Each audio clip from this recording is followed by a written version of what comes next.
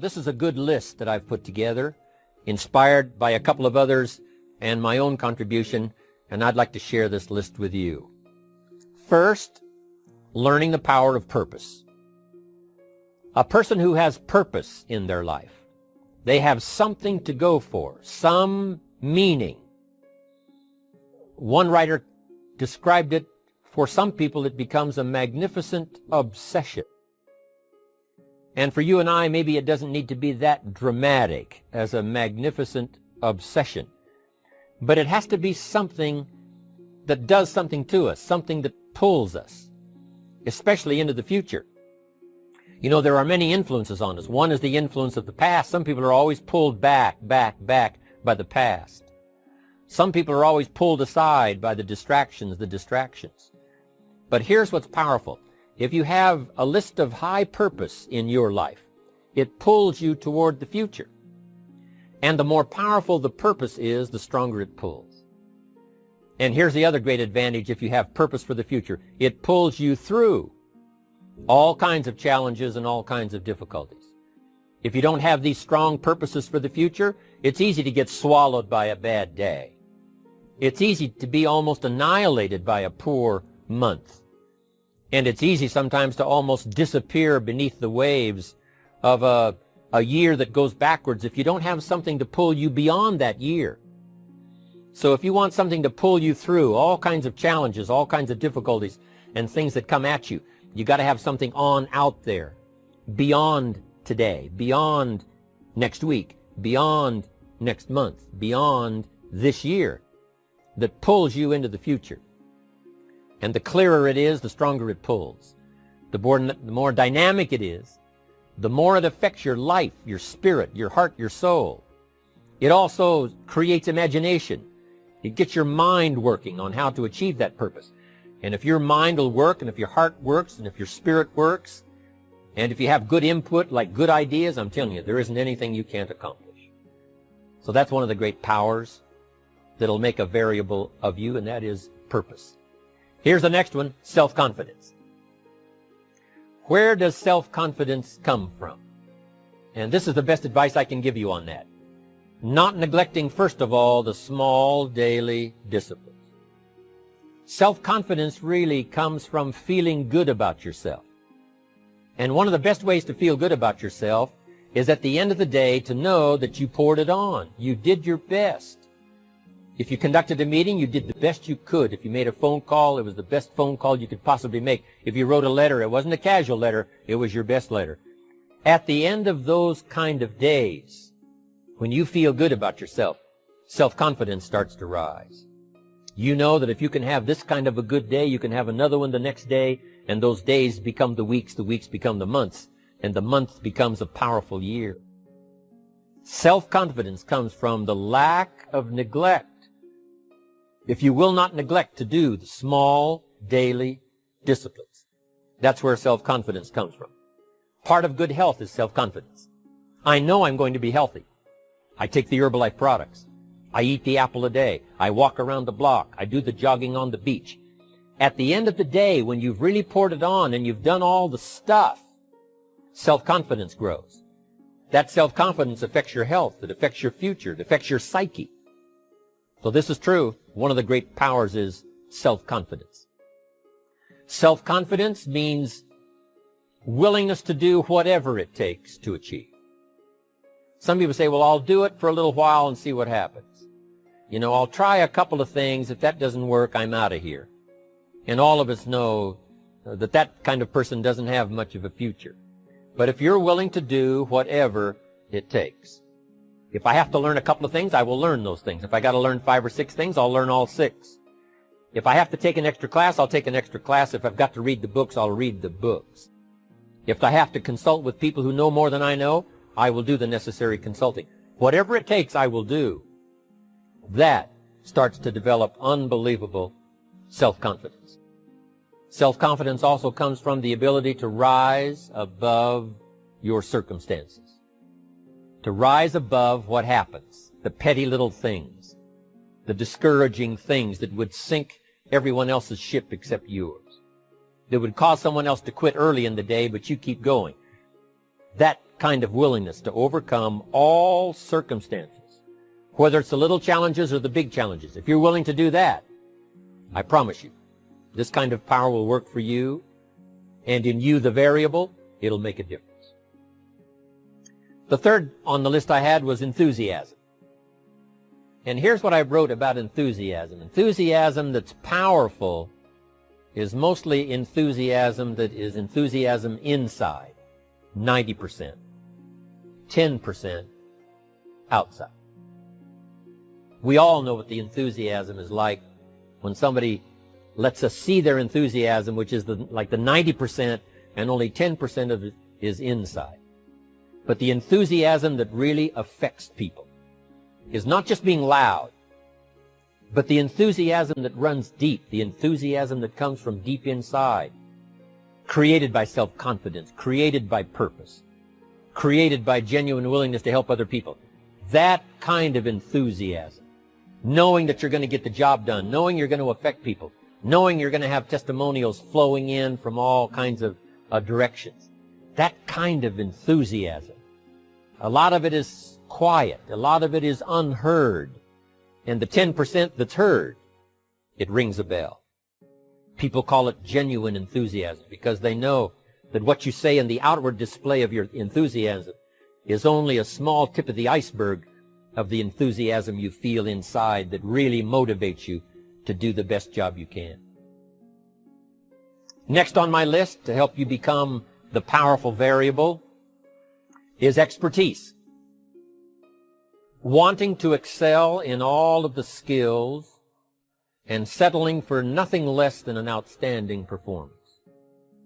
If you're willing to be the best in your field, if you're willing to demand of yourself excellence in skills, to be the best that you can possibly be.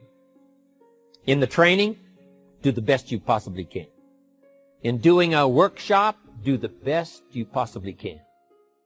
Developing the skills of using your personality, developing the skills of language, developing the skills of influence, developing the skills of organizing. If you're willing to be an expert in all of the skills, Herbalife has the way for you to invest those skills and not only make a handsome living, not only make a lot of money, but if you would so desire and if it would be your purpose, a chance to make your fortune. Expertise, excellence in skills. Here was the next one on my list, making a powerful contribution to you, the variable, and that is preparation. Well prepared. And preparation, of course, involves a whole lot of things. A big share of our life is preparing, getting ready. When we go to the first grade in school, we're just preparing for the second grade. After we've finished 2 grades, the 2 grades prepare us for number 3. Sometimes it seems like a long, excruciating time. And the time will just seem like it'll never come when we can finally have the performance that we really want. But it takes time to prepare. It takes time to get ready. And the decisions you make in the preparation time, those are the decisions that last for a lifetime. Preparing to have a good day. It's that preparing, maybe the night before, maybe the couple of days before the day that you're going to put everything together. The preparation for a meeting means that you've taken it serious. The preparation for doing a workshop means you're serious about the workshop. You want to make the best contribution. That kind of preparation is important.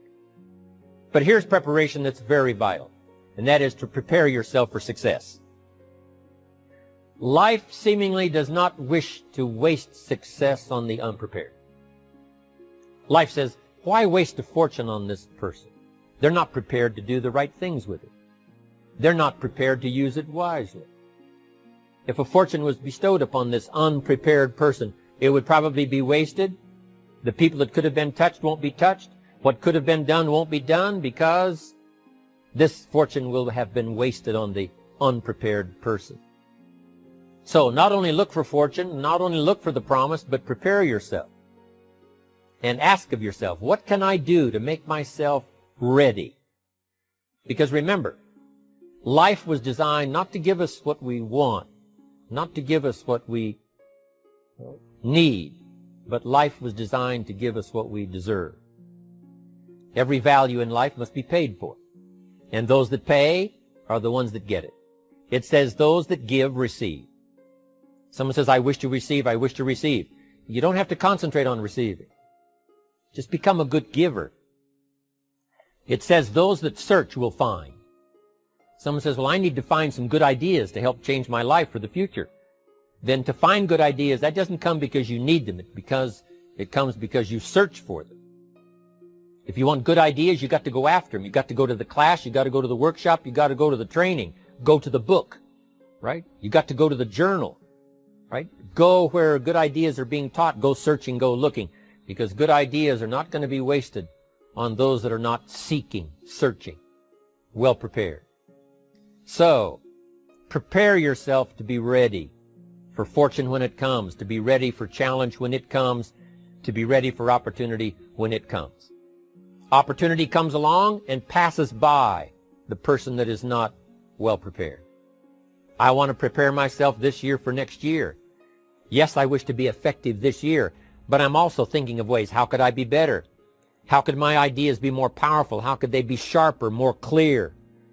How could I reach some people next year that I perhaps can't reach this year? I haven't reached deep enough into my own soul to affect some people. Some people just pass by and say, hey, what a good speech. But how could I make it stronger than that, deeper than that, more powerful than that? I cannot be as powerful as I could be next year. You know, you can't go to the 10th grade in the 5th grade. You just got to go through the grades. But the more you are prepared, when the 10th grade finally comes, now you can cash in and get 2 times, 3 times, 5 times more value from it by being prepared. I want to do my best this year for Herbalife, but I also want to get ready for next year, 1999.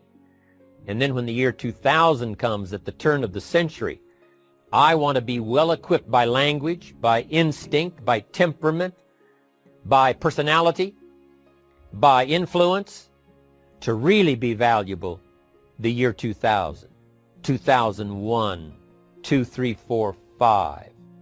That's my goal. I'm sure it's your goal. Now here's the next one. There's great power in self-reliance. Self-reliance means you simply look mostly to yourself. It would be nice if someone just gave you this, gave you this, gave you this. It would be nice if everyone did their job exactly as they're supposed to do it.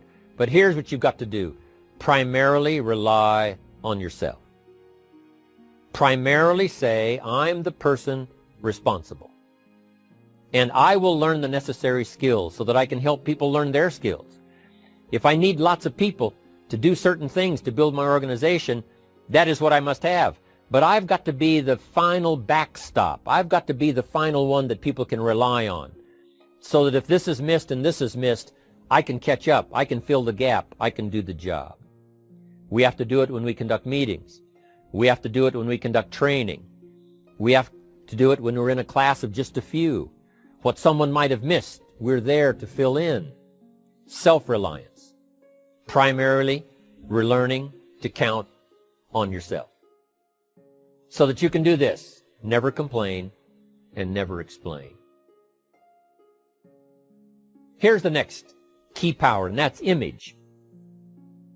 There's many parts to image. The image that others see you as. The image you have with other people.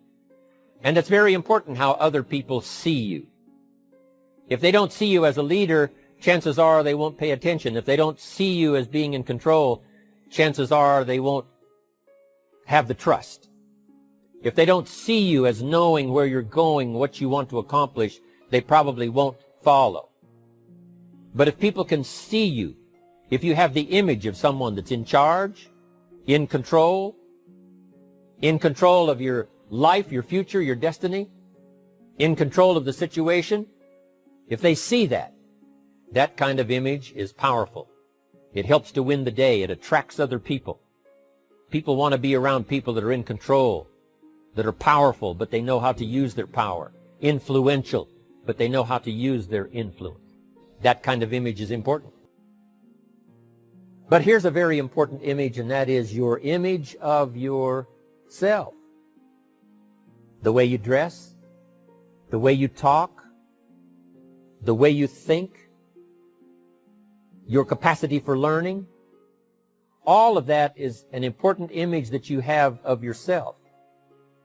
The image that you have that if it needs to be learned, you could learn it.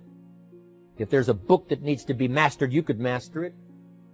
If there's a skill that needs to be learned, why couldn't you get busy now and learn that skill? That kind of self-image, that I am continually trying my best to be the best I can. Because one of the most important places you have to look is into the future, yes. You've got to look into the past, yes. You've got to look around, yes. But one of the most important places you have to look is in the mirror. You know, how I appear to other people, that's important. But how I appear to myself is the ultimate importance. That kind of image, to where you'll develop the self-confidence, you'll develop the self-reliance. Now here's another one in my rather short list. The next word is character. Becoming a person of high values, a person of principles, a person of honesty, a person that earns respect. That kind of character. It took character when Mark started to put the marketing system together. How can we have a system that will build in the integrity, that people will know that if this happens, then this will happen. And if this goes wrong, here's the way to fix it. Unless you have the principles and the character and the integrity to put together a viable plan for a wide variety of people, then the system is not going to last very long. And I've been around long enough, and I'm sure you have been around long enough to see a lot of systems that got started, but they failed. And the reason is because they were not constructed with integrity. They were not constructed with character. They were not constructed with doing the right thing. They might have been constructed to take advantage. You know, cash it out as quickly as possible and leave. Mark was involved when others took advantage of him all those years ago before Herbalife. When someone took advantage and didn't have the character, didn't have the principles, and didn't have the character to stay, the character to see it through, the character to do the right thing. So this is important, to develop the character within yourself, that people see you as honest, as fair, willing to do the right thing, willing to be helpful, but always willing to walk the center line, not to pass the line. When we come to an opportunity like Herbalife, especially multi-level network marketing, it is so dynamic, it is so powerful, and it is so possible in fortune making that sometimes people want to speed up the process by cutting the corners, by neglecting to do the right things, you know, to cheat a little here, you know, cross the line just a little bit, because then, you know, it'll grow faster and you can cash in quicker. Not necessary here. Doing Herbalife right will build your fortune longer and stronger than trying to cut the corners and not doing it right. If we'll have the integrity that Mark had when he started it, and keep perpetuating that we will do the right thing by the marketing system, the right thing by a distributor who has a customer and they take care of that customer belongs to that distributor. That kind of integrity in the marketing system, the kind of integrity we have among each other, the kind of character we have to rely on each other, because here's what we cannot do. We cannot do this by ourselves. Mark's got to count on me. I've got to count on Mark. We've got to count on the president's team. The president's team has to count on the chairman's club for advice and counsel. We have to count on the millionaire team, the tabulator team, the world team. We've got to count on the distributor. We've got to count on the distributor giving the right message to the potential customer. We've got to count on the distributor giving wise counsel to the new recruit, teaching them the right way, the Herbalife way, the principled way, the character way. Vitally important. Building and developing your own character. Now here's another one. It's called self-discipline. Self-discipline, all of us have a challenge with that. Because sometimes it's easy, and especially if you're working hard, doing the best you can, it's easy sometimes to let up and let it go. But remember, So many people, especially now that we're as big as we are around the world, are counting on what we do. At home office, they have to be careful. They have to be disciplined. It's easy for the person who ships the product from Herbalife says, oh, well, I'll wait until tomorrow to ship it. And then they go home and sleep like a baby. But the distributor who's waiting for that product doesn't sleep that night, or doesn't sleep when the product doesn't show on time.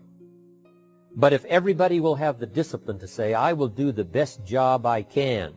I will make mistakes, of course, because we're all human, but I'll try to remedy those mistakes and do the best job I can. That kind of self-discipline that understands how important your part is in all of the functions that work. Coming to work on the set here, HBN, there's so many people that play a part. And each one of the parts that are played is necessary to put on the broadcast, make it viable, make it real, make it powerful. Any couple of them missing, and it would be a disaster. But all of it put together, and it works like a charm.